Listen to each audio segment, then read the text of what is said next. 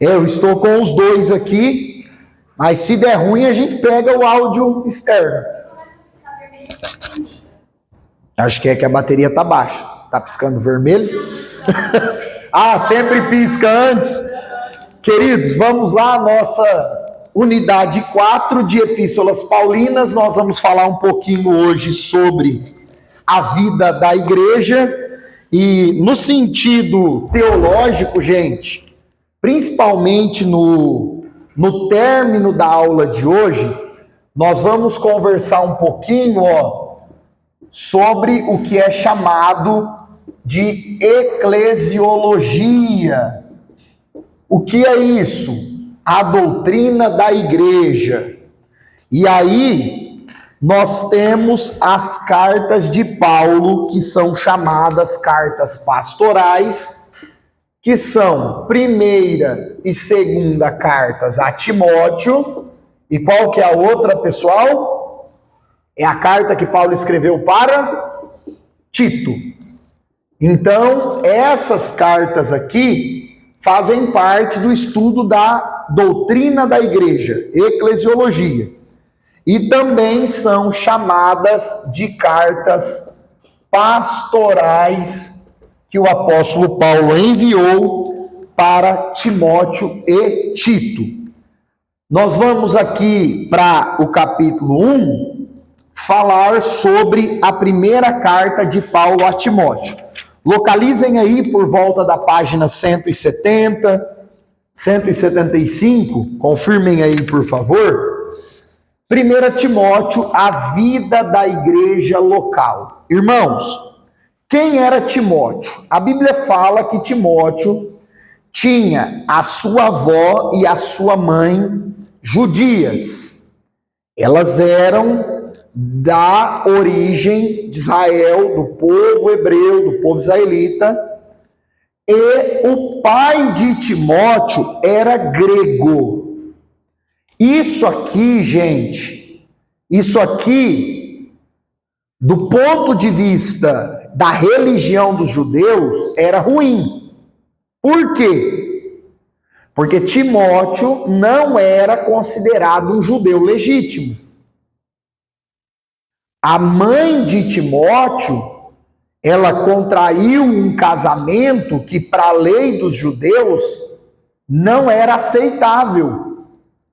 Então Timóteo é filho de uma mulher da religião judaica, uma mulher judia, mas é filho de um homem grego, de um homem gentil. O Timóteo se converteu. Parece que em uma das viagens de Paulo, Timóteo se converte, tem um encontro com Cristo, e em Atos 16, nós temos uma informação muito legal, que é o que? O apóstolo Paulo resolveu circuncidar o Timóteo depois de grande. Olha só isso. Por que Paulo toma essa decisão? E é claro que Timóteo concordou, não foi forçado. O que acontece? O apóstolo Paulo, ele enxerga uma chamada de Deus na vida de Timóteo.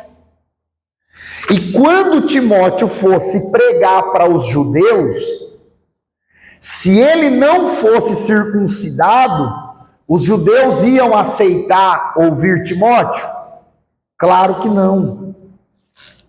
Mas ele só foi circuncidado porque ele tinha um pouco de origem judia.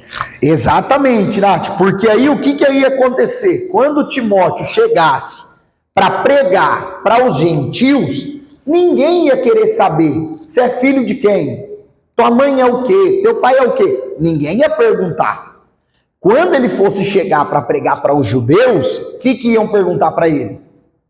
Você era judeu e virou cristão? Sim. A tua mãe era judia? Sim. E o teu pai?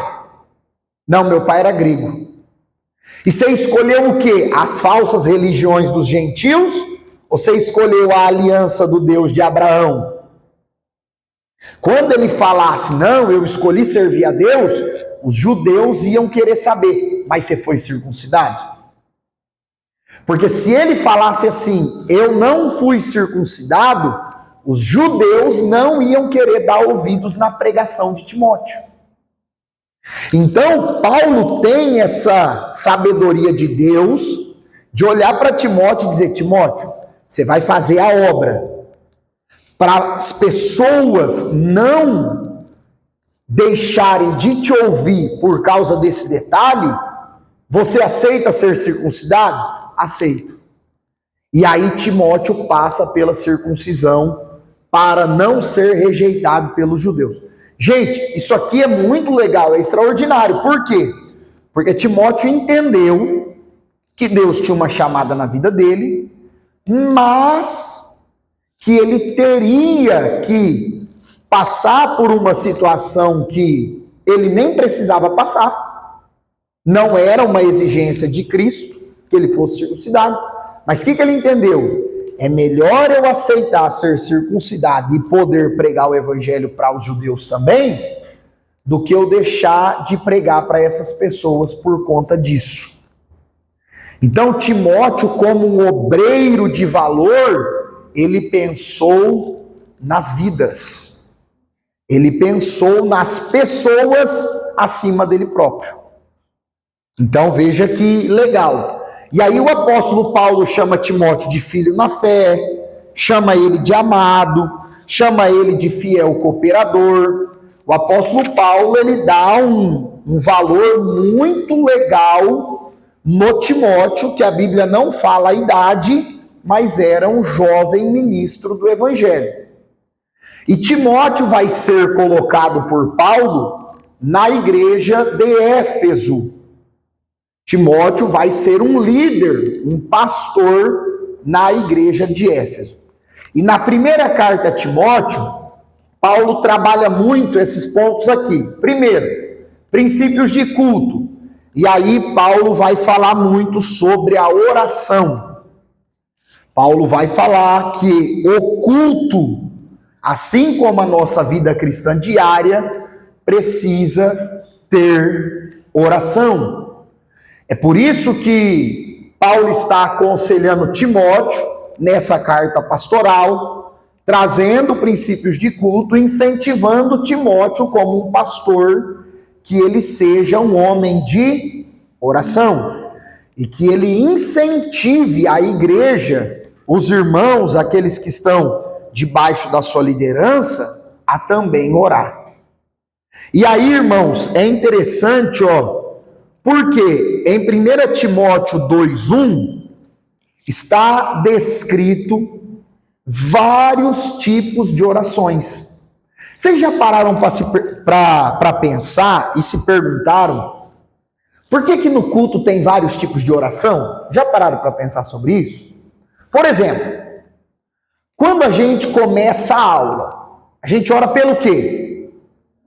Agradece por estar aqui, pede para Deus guardar quem está vindo, pede uma aula abençoada, sim ou não? No final da aula, a oração é diferente.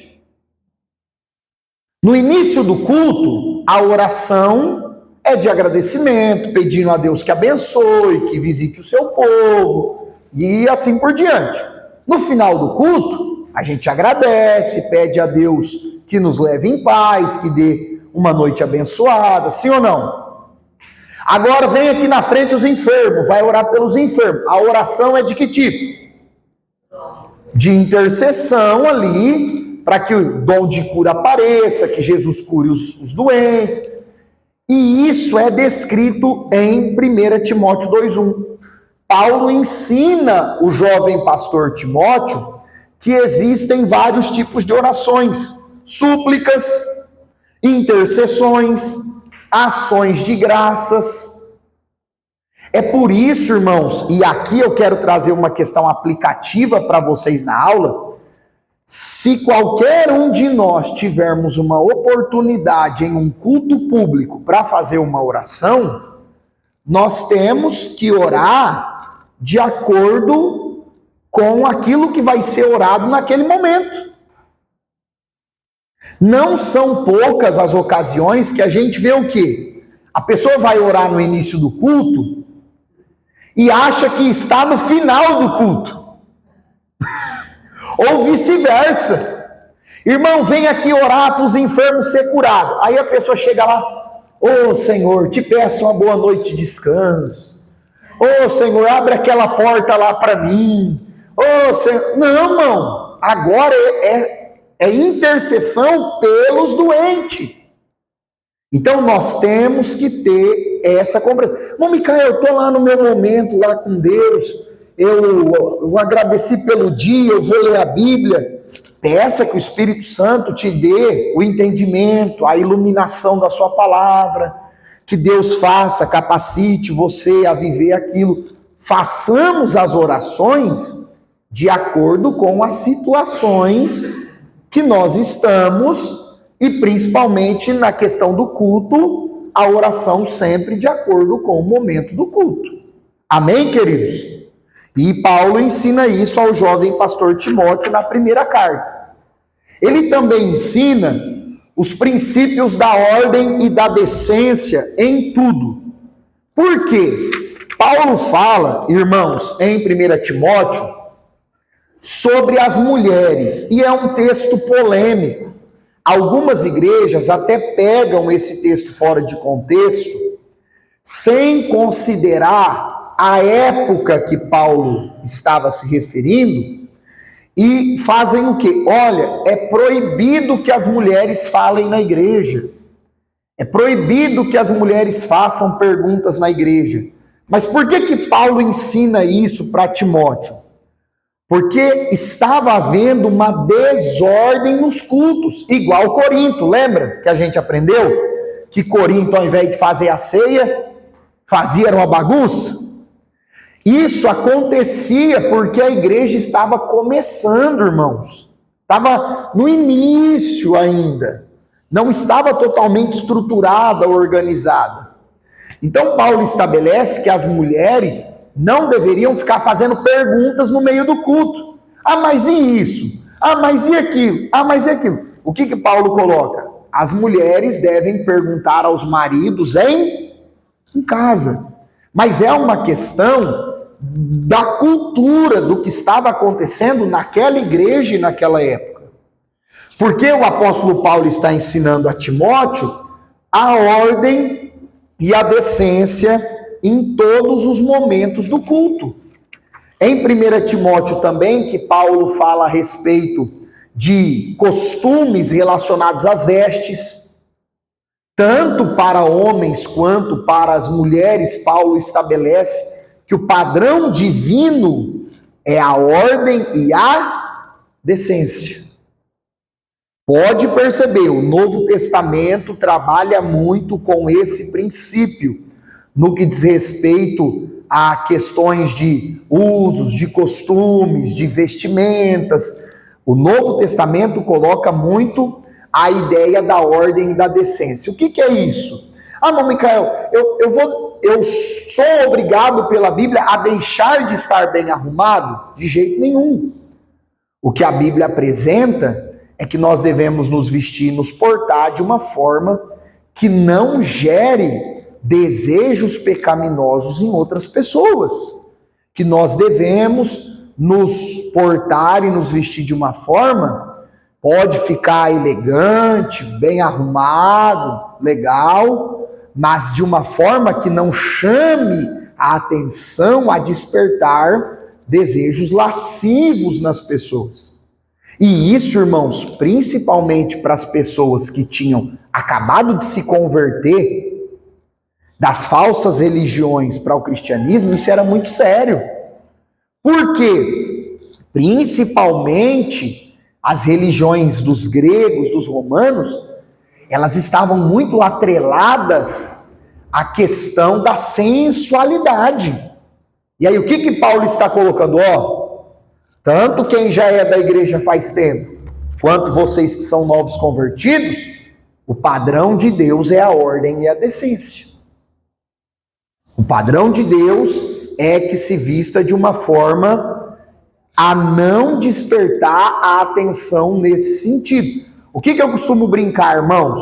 O crente, quando ele vai para a igreja, principalmente, O que nós temos que pensar? Nós devemos nos vestir de forma boa, de forma chique, de forma bonita, legal, apresentável, mas modesta. Não precisa ser aquele negócio que a hora que passa todo mundo vai, sabe assim?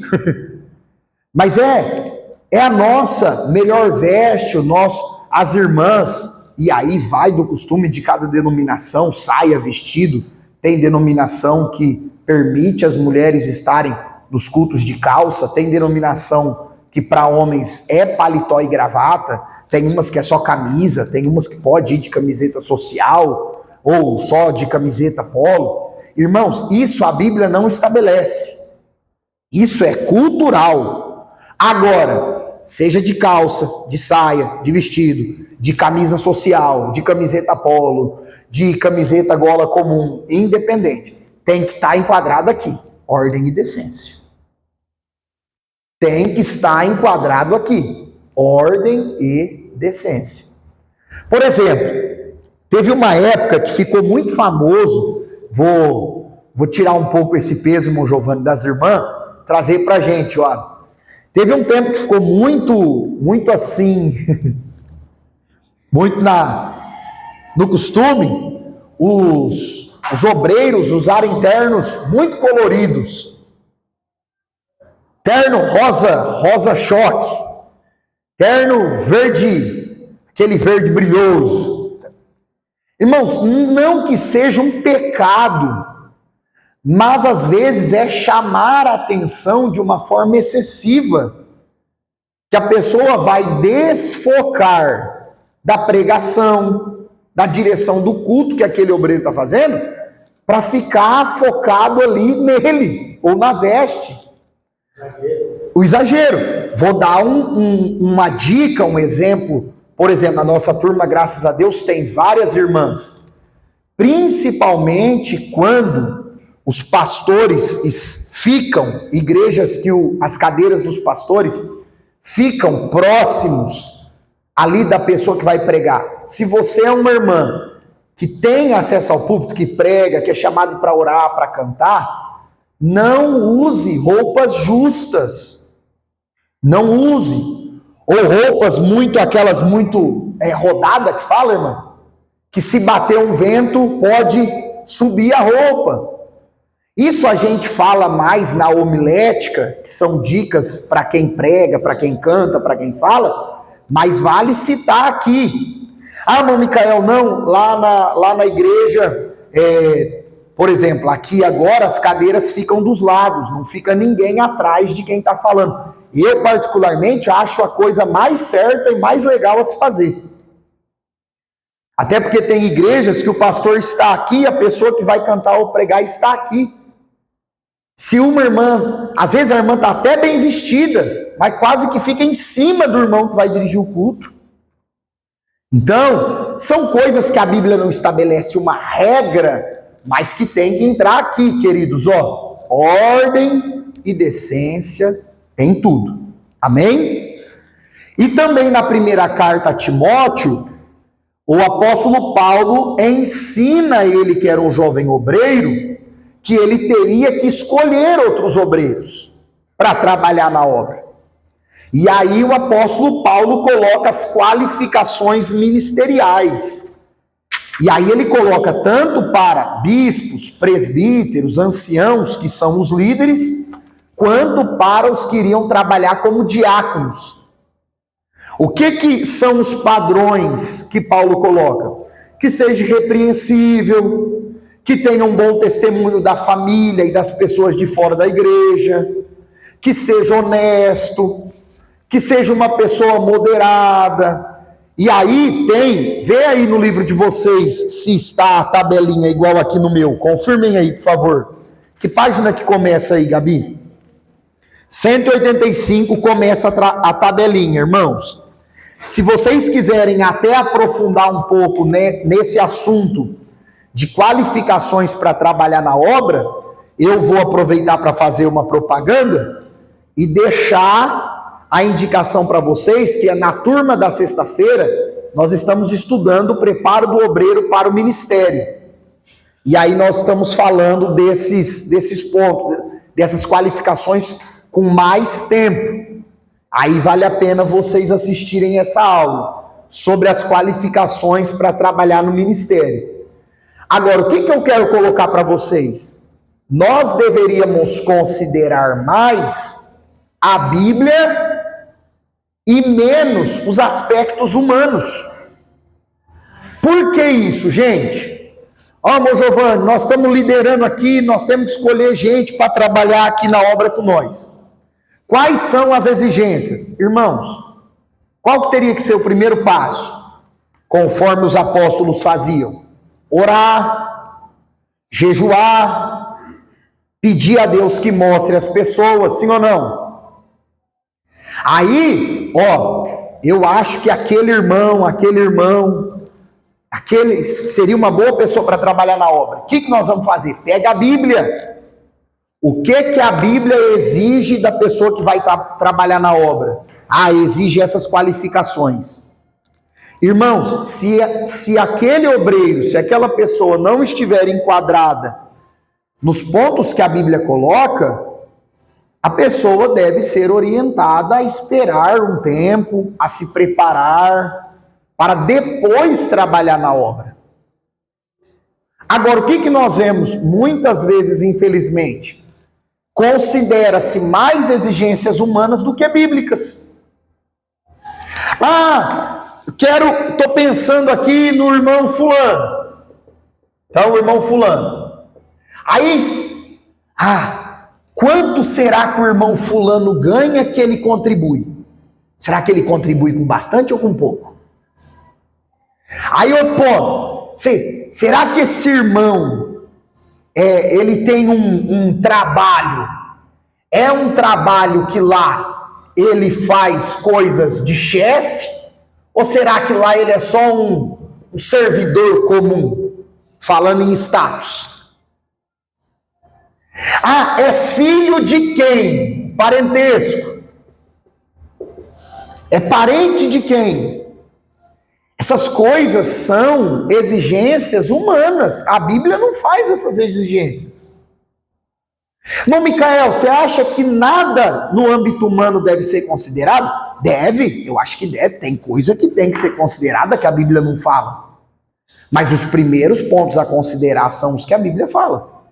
Por exemplo, você já leu algum versículo que fala que o obreiro que tem nome no SPC não pode ser obreiro? Não tem isso na Bíblia. Mas aí se a gente considerar, mas espera aí, vamos avaliar esse camarada no meio da sociedade. Ele não está sendo muito honesto no pagamento das suas dívidas. Não é um versículo bíblico. Mas se ele tem dívidas e não quer saber de se esforçar para pagar, por mais que seja uma questão humana, ele não está apto para trabalhar na obra do Senhor. Eu comentei aqui com a turma, na última aula do preparo para o ministério, irmãos, muitas vezes nós ouvimos pessoas contar que os líderes foram na casa dos vizinhos. Seu fulano, tudo bem? Você conhece o irmão tal que mora aqui? Será que eles fazem isso? Porque acho que se fizesse, não faria o que está acontecendo hoje. Mica, mas eu não acho errado fazer isso. Porque... Não, de forma nenhuma. De forma nenhuma. Se o irmão bate na mulher, com certeza os vizinhos vão saber, né? Exato. E aí, irmãos, se fosse olhado mais os requisitos bíblicos do que os humanos, essas coisas talvez aconteceriam menos ou não aconteceriam. Por exemplo, o texto bíblico fala que aqueles que trabalham ou anseiam trabalhar como pastores do povo, se não tiver a família em sujeição, não pode cuidar da igreja de Deus. Que governe bem a sua própria casa. Já ouvi, por exemplo, testemunhos de pastores que ligam para a esposa do camarada Liga para a esposa, sem o camarada saber. É um risco, não tem que nós estamos vivendo hoje, é um risco a igreja, porque hoje nós estamos vivendo numa época que, se você der um vacilo, você leva um processo. E aí, muitas vezes, por medo disso, não se cumpre os requisitos estabelecidos pelo texto bíblico. Mas, com certeza. Mas o correto seria o pastor ir na família, reunir toda a família e conversar com todo mundo. Porque aí o que acontece? Como é que é o seu pai? De que maneira? De que forma? Irmãos, esse assunto, ele é muito sério. Por quê? O apóstolo Paulo coloca, tanto em Timóteo quanto em Tito, que quem tem chamada para trabalhar para Deus é uma coisa muito bonita, é uma coisa maravilhosa, porém, é uma responsabilidade muito grande. Então, é proporcional, da mesma forma que trabalhar para Deus é algo honroso, maravilhoso, Deus se agrada, a responsabilidade também, ela é grande. Aí nós vamos para a segunda carta. Tá animado ali, hein? Desembarco baixo. Na segunda carta de Paulo a Timóteo, o título coloca as últimas palavras de um apóstolo para um jovem pastor. Essa daqui, conforme nós já estudamos lá na aula 1, a segunda carta de Paulo a Timóteo é a última carta que Paulo escreve quando ele está preso lá na masmorra, não é mais prisão domiciliar, e ele está prestes a morrer. E qual que é o objetivo de Paulo? É ensinar que o jovem obreiro fique firme nas dificuldades ministeriais, porque elas vão existir. E eu quero trazer isso aqui, gente, para todo tipo de trabalho que a gente faça na casa de Deus. Ah, irmão Micael, mas eu não sou pastor, evangelista, presbítero, missionário. Não tem problema. Se você estiver trabalhando para Deus de alguma forma, em favor da igreja de Cristo, essas dicas aqui servem, são úteis, são importantes. O que Paulo coloca para Timóteo? Não te envergonhes do evangelho. E em outras palavras, irmãos, o apóstolo Paulo estava dizendo para Timóteo: você não deve ficar com vergonha de pregar e viver o evangelho por causa das pessoas que não creem. Ah, irmão Micael, às vezes eu desanimo de fazer o que Deus quer que eu faça, porque as pessoas não querem compromisso, não querem abraçar a causa. Querido, a nossa responsabilidade é fazer para Deus. Os frutos, quem faz é Deus. Nós vamos dar conta daquilo que Deus nos chamou para fazer diante de quem? Diante de Deus. Então Paulo fala para Timóteo: não te envergonhes. Depois ele fala: desperte o dom que há em ti. Por que isso, irmãos? Nas duas cartas que Paulo escreve para Timóteo, Timóteo parecia ser um jovem vergonhoso. Não vergonhoso no sentido de negar a fé, tímido. Vergonhoso no sentido de ser uma pessoa mais quieta, mais calma, mais na dele, de personalidade mais assim, fechada. E aí Paulo fala para ele: você já recebeu a oração, a imposição de mãos, então você não deixa apagar essa chama da vocação, do chamado que Deus te deu. Por isso que Paulo fala para ele: desperte o dom que existe em você. Faça o que Deus te chamou para fazer. Não fique retraído, não fique aí, como é que é a palavra? Não é acanhado, no sentido de não se feche. Você recebeu o dom, não retenha. Compartilha o que Deus deu para você. Pregue para as pessoas, evangelize, e o Senhor vai abençoar a obra das suas mãos. Depois Paulo também coloca para ele que viriam os tempos trabalhosos. E que tempo seria esse? Paulo escreve para Timóteo na segunda carta que os tempos trabalhosos têm a ver com as pessoas não quererem ouvir a verdade. Irmãos, isso não é novo. Ah, não, Micael, eu até quero falar de Jesus para as pessoas, mas as pessoas não querem ouvir a verdade. A nossa obrigação é falar. A nossa responsabilidade como igreja é testemunhar. Se as pessoas darão ouvidos ou não, é outra coisa.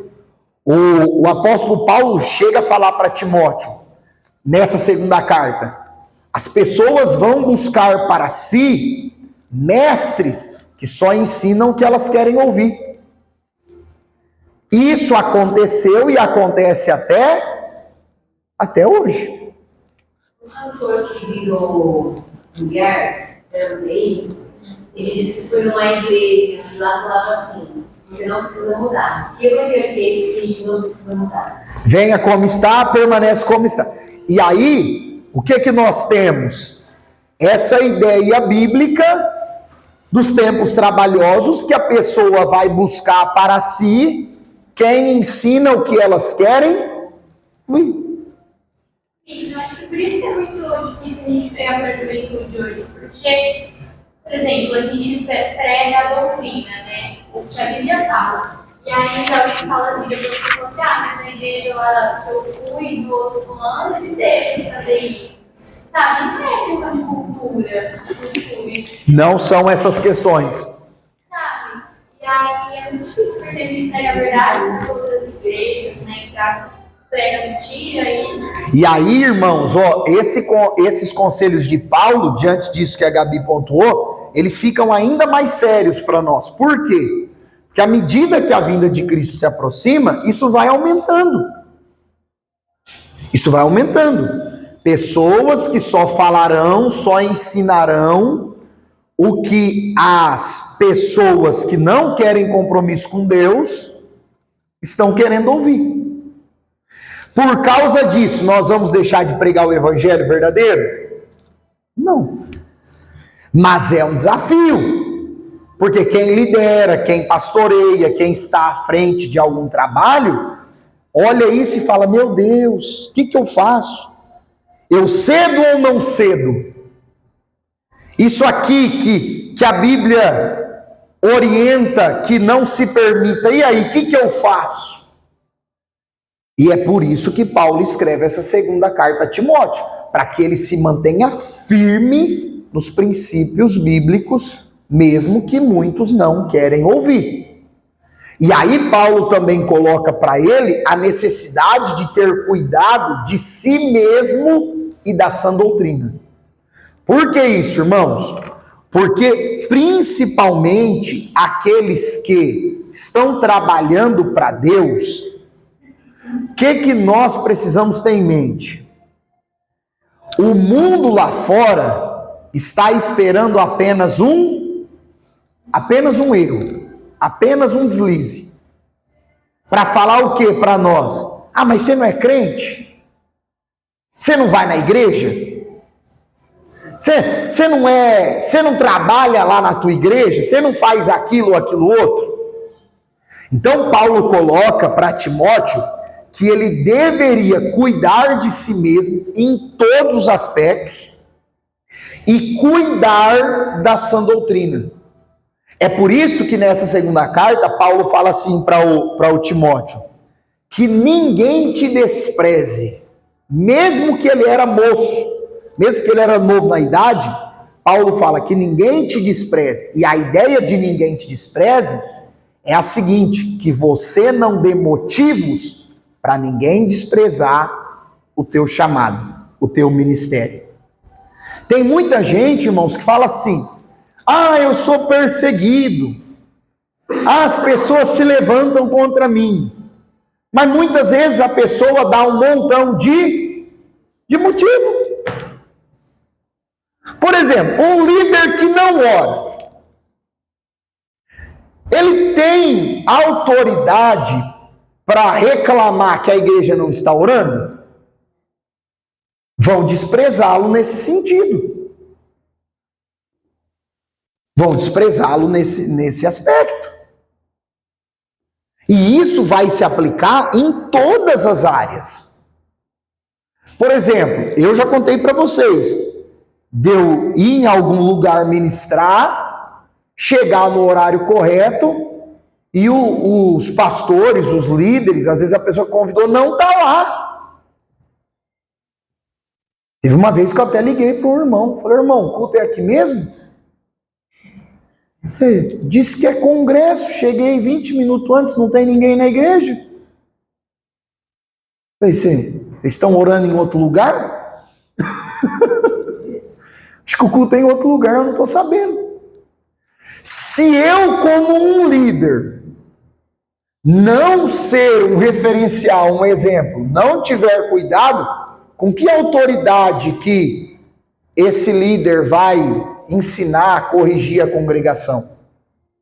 Se Timóteo não tivesse essa preocupação, ele seria desprezado. Então, muitos reclamam, mas ninguém respeita o meu chamado, ninguém respeita o meu ministério, ninguém respeita aquilo que eu faço. Primeira coisa que nós temos que fazer, será que eu estou dando motivos? Porque aqui Paulo coloca para o Timóteo, não dê motivo. Tenha cuidado de você mesmo, da tua vida com Deus, do teu bom testemunho, de ser uma pessoa honesta, de ser um trabalhador honesto, de ser uma boa pessoa na família. Tem cuidado de ti mesmo e cuida da doutrina. O que ele está falando? Timóteo, você tem que se preocupar em ensinar a verdade, mas também tem que se preocupar em viver a verdade. Porque quando nós, trabalhando na obra de Deus, fazemos isso, irmãos, Deus dá os frutos do nosso trabalho. Amém? Aí nós vamos para Tito. Não, antes de Tito, aqui, a eclesiologia, que é o ponto que eu comecei a aula falando para vocês. Gente, essa doutrina, eclesiologia, a doutrina da igreja, vem daquela palavrinha grega. Qual que é a palavra?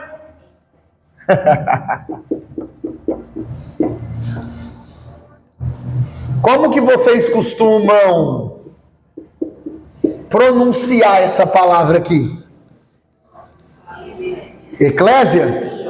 Irmãos, é o 90%. Tem alguns que chegam a separar e eclésia. Vocês já ouviram isso? Aí, tirados, sempre tirar ou tirados, e eclésia, sentido de colocar alguma coisa para fora. Aí a gente ouviu muito tempo que essa palavra é eclésia e significa tirados das quatro paredes para fazer a obra lá fora. Não é esse o sentido da palavra grega. E também não é eclésia. Se vocês quiserem só a título de aprendizado saber, a pronúncia certa é eclesia, porque o S vai ter o som de C cedilha, e aqui, não se separa. Eclesia. Na pronúncia, gente, ficaria assim, eclesia. O acento não é no E, o acento agudo, é no I. Eclesia. Se um dia vocês forem estudar grego, é essa aqui a pronúncia correta da palavra igreja. E que não é tirados para fora das quatro paredes para fazer a obra. É claro que nós temos que fazer isso. Jesus falou, ide. Mas a palavra eclesia é tirados do mundo para dentro do reino de Deus. Então, todos aqueles que foram tirados da perdição, você pode dizer graças a Deus? Todos aqueles que foram tirados do pecado e foram colocados no povo de Deus, no rebanho do pastor perfeito que é Cristo, se tornaram a eclesia, se tornaram a igreja do Deus vivo. Agora, o que nós temos que ter em mente? No período do Novo Testamento, começaram a aparecer as igrejas nas cidades, sim ou não? A igreja em Éfeso, a igreja em Corinto, a igreja em Filadélfia, e assim por diante. Gente, uma coisa é a igreja corpo de Cristo. Outra coisa é a igreja instituição. Eu não sei se vocês sabem, já ensinei isso aqui. A igreja como instituição, ela é igualzinho uma empresa. Tem CNPJ, quando tem reunião tem que fazer ata, tem que levar para cartório, tem que reconhecer firma. Igualzinho empresa. As diretorias das igrejas, que na maioria é escolhido por votação, está aqui, apresenta os líderes. Quem está de acordo, fique sentado ou fique de pé. Quem está de desacordo, aí votou, decidiu, isso vira regra no papel. Igualzinho uma instituição, uma empresa que a gente trabalha. Mesma coisinha.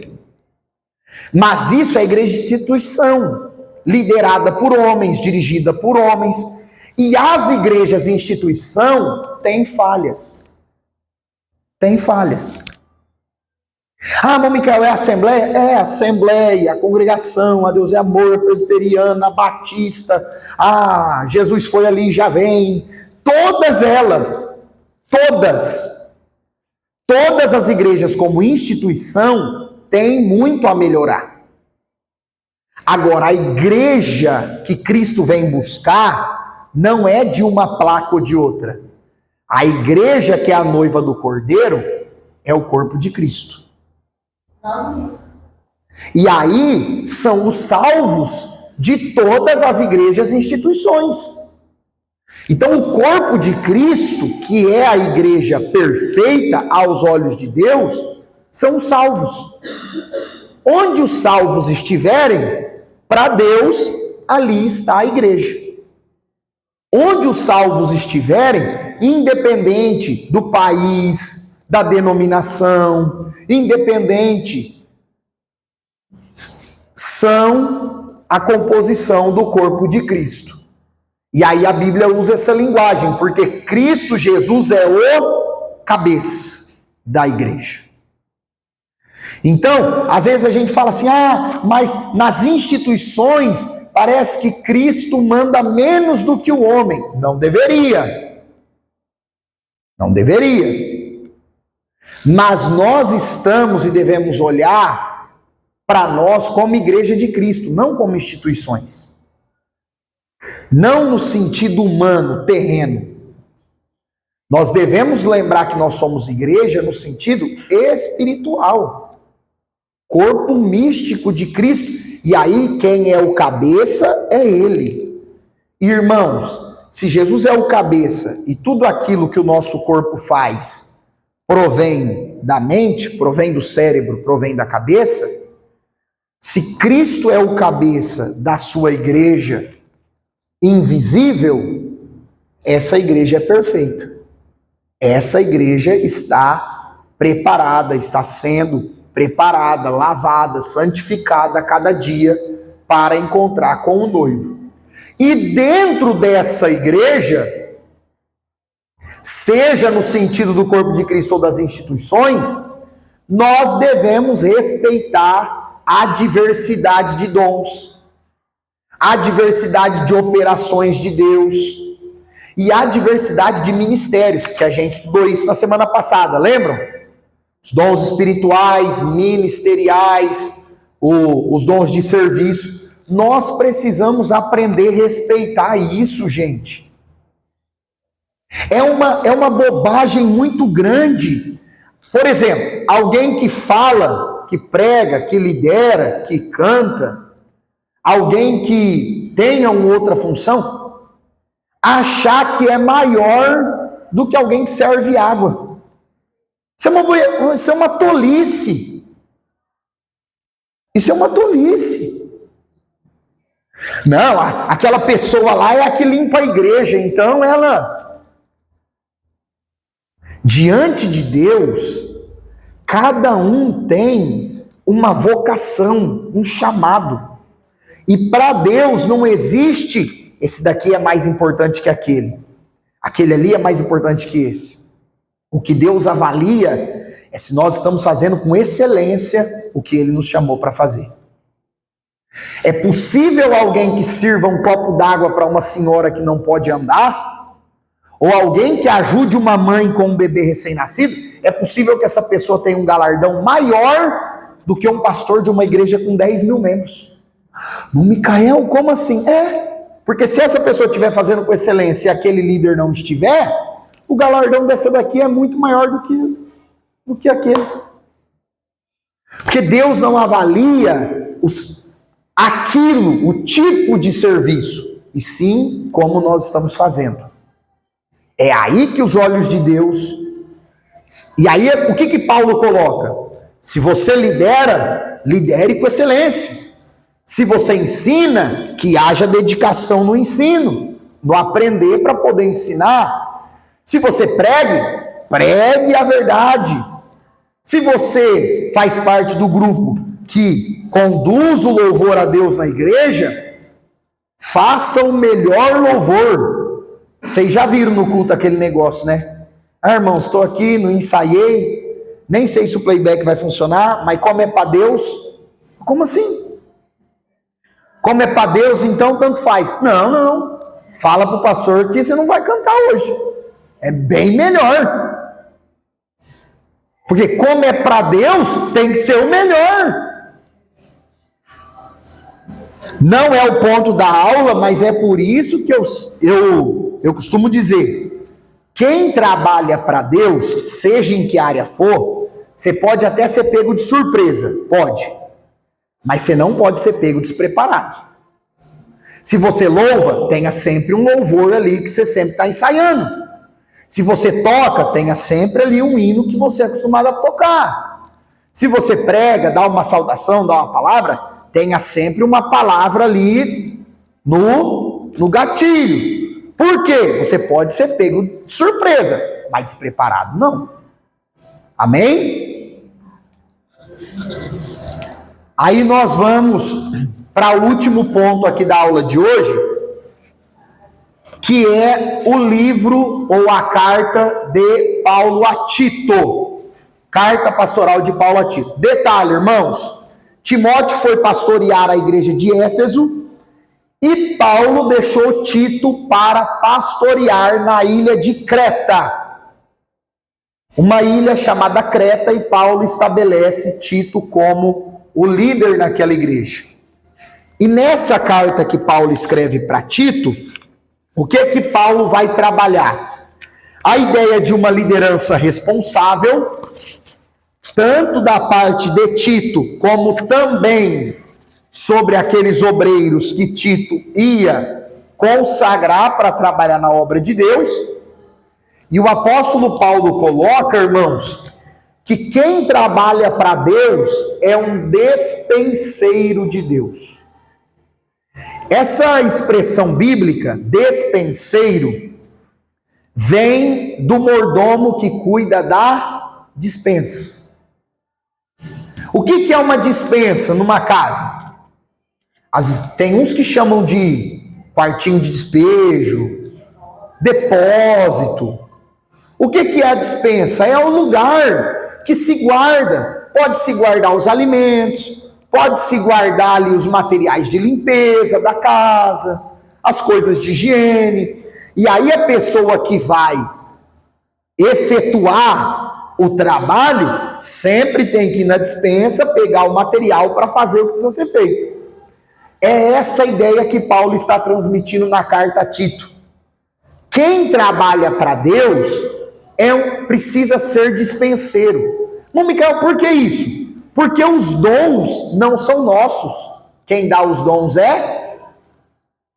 As ferramentas para fazer a obra Quem dá é o dono da obra. Os recursos que nós precisamos para fazer o que Deus quer que a gente faça, é Deus quem dá. Nós somos apenas despenseiros, administradores disso. Apenas as pessoas que vão manusear as ferramentas que Deus está dando para o nosso benefício, para o benefício das pessoas que nós vamos servir. Então, essa é a ideia do dispenseiro. E aí Paulo fala para Tito, você precisa ser um dispenseiro fiel. Não é um dispenseiro de qualquer jeito. É um dispenseiro fiel daquilo que Deus te deu. E ele também vai trabalhar a ideia da sã doutrina no meio familiar. Irmãos, eu acho isso aqui fantástico.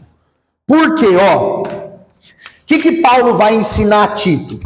Diga assim comigo, Tito era um obreiro novo. Novo de idade. Então, o que acontecia? Ele ia lidar com homens idosos. Ele seria pastor de pessoas bem mais experientes do que ele.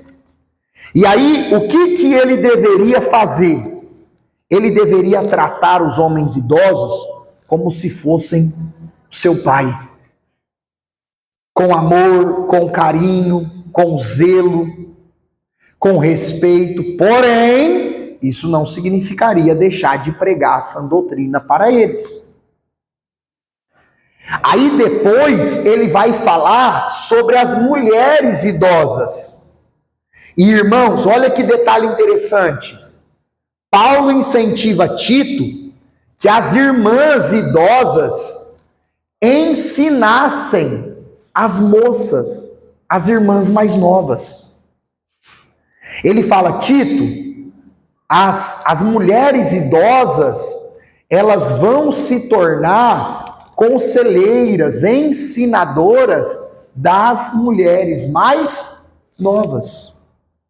E aqui, é claro, ele está falando de mulheres idosas que eram cristãs, eram servas de Deus. Eu não vou perder a oportunidade de comentar esse detalhe aqui.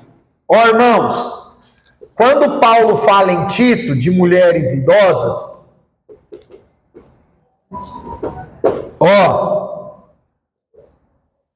olha isso. Aparece um termo grego chamado presbíteras.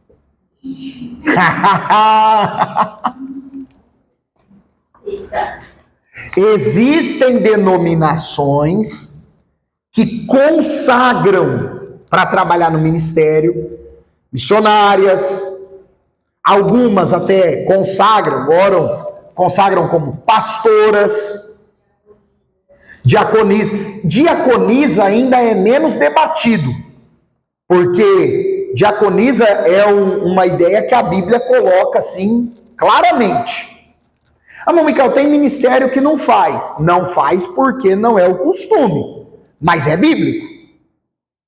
Que as irmãs que trabalham no serviço da obra de Deus podem ser consagradas, se ora e apresenta aquela mulher como diaconisa. E elas podem ser solteiras? Diaconisas? Então, é um ponto que a Bíblia não coloca. Aqui não. O termo presbíteras aparece para professoras do lar, mulheres idosas que são professoras do lar. Para ser professora do lar tem que ter esposo e filhos. Mas aí, no caso, não seria de. Então, assim, se nós formos defender uma linha, gente, detalhe, isso aqui não é algo que o Novo Testamento deixa claro, é debate. Se nós formos defender a consagração de pastoras, mulheres que vão trabalhar na pregação e na liderança da igreja, aí tem que ser mulheres casadas. Obrigatoriamente. Aí tem que ser.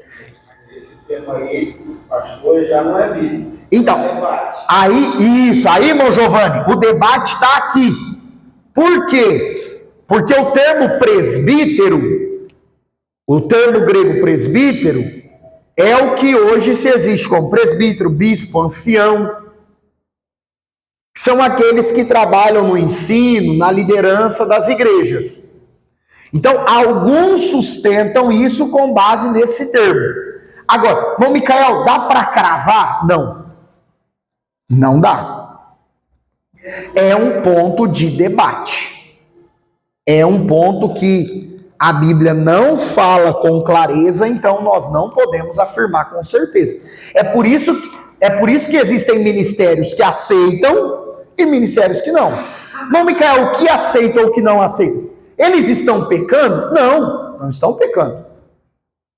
Aí é uma questão aí de ordem eclesiástica de cada ministério. Agora, se for considerar esse ministério feminino, todas aquelas exigências do presbítero homem devem ser aplicadas para a mulher, da mesma forma. Claro que no feminino, né? Sempre no feminino. Você ia perguntar, Nath? Aí, ó, outro ponto. As mulheres jovens deveriam o quê? Deveriam ter a prudência, a ordem, a decência, conforme nós comentamos lá no início, e elas deveriam ter a humildade de aprender com as mulheres mais experientes. Tanto em relação a questões de casamento, na questão do serviço a Deus, em todas as áreas, no cuidado do marido, dos filhos, as mulheres jovens deveriam aprender com as mulheres idosas. E os homens jovens, o apóstolo Paulo aconselha Timóteo que ensine os moços a serem moderados. Por que isso? Porque geralmente o jovem, principalmente nós, meninos, tem o costume de ser o quê? Muito exagerado em tudo. Já percebeu que isso é característica principalmente de homem e principalmente de quando a gente é bem mais novo? Principalmente na adolescência, né? Se vai jogar bola e só quer saber de jogar bola.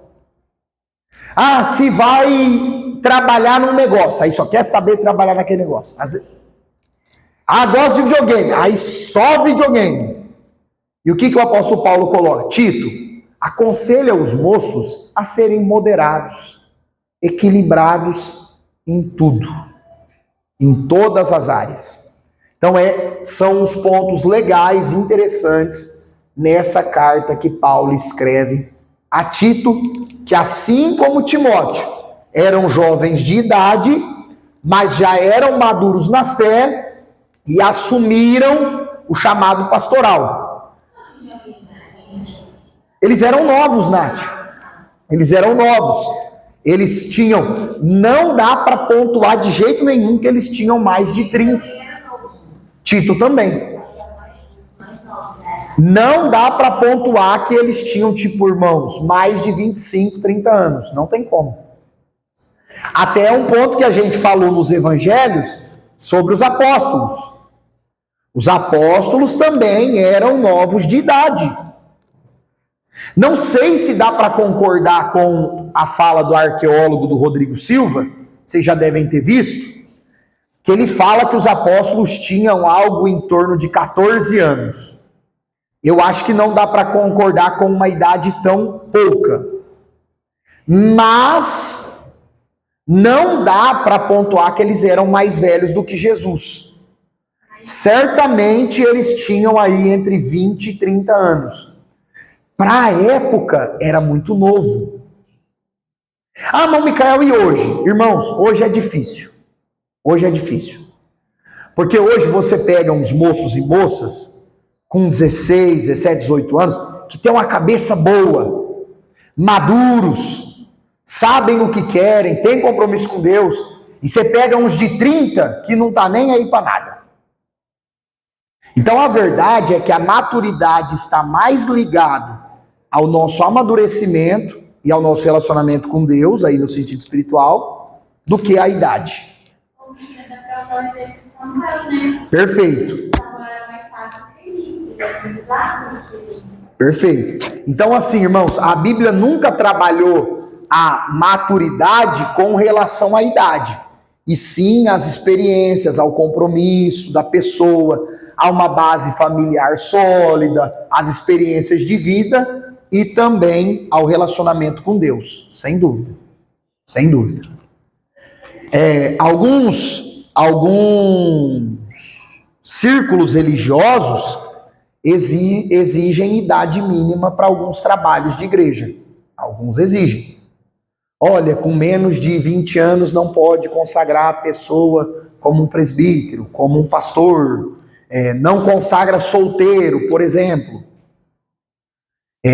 Nós, pelo menos aqui, temos um histórico aí nos últimos 15, 20 anos, de só 4 situações de consagração de diáconos antes do casamento. Que não é costume.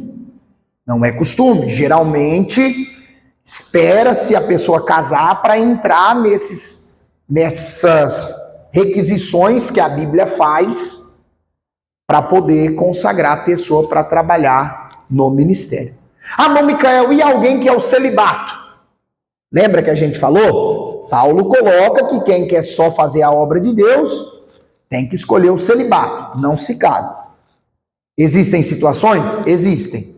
Mas essa pessoa pode nunca ser reconhecida como um pastor em nenhum ministério.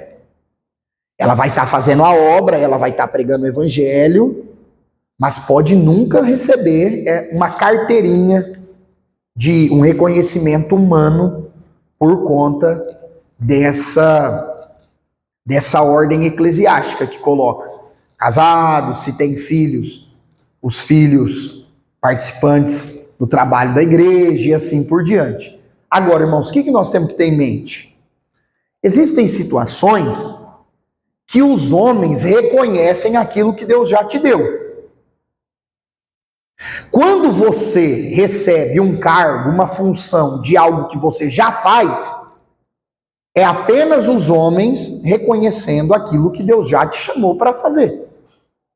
Mas existem situações que nós nunca vamos ter um reconhecimento dos homens e temos um chamado de Deus para aquilo. Ah, mas Micael, mas eu fico triste com isso. Não deveria. Não deveria. Porque o nosso trabalho não é para agradar ou para aplauso de homens, e sim para a glória de Deus. Exato. E aí o galardão, gente, salvação por obras não existe, mas galardão é pelas obras. E não vai imaginando que você vai ter uma coroa cheia de pedrinha na cabeça, não. Porque escatologia é só em janeiro. Deus abençoe.